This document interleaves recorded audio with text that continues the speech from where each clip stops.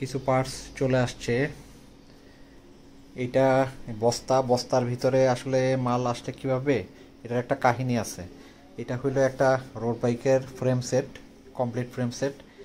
এইটা কার্টুনে আসছিল সম্ভবত, এয়ারপোর্টে আসার পরে ওই যে কার্গো লোডিং এরিয়াতে এটা মনে হয় বাইরে পড়েছিল, ওরা এটা ধরে নাই।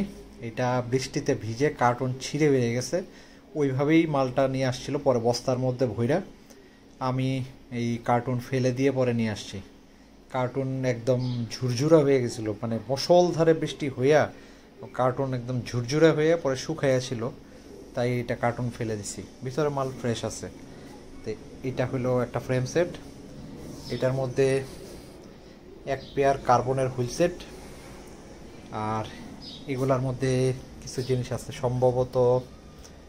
সম্ভবত এটাতে মনে হয় এক পেয়ার টায়ার, এটাতে সম্ভবত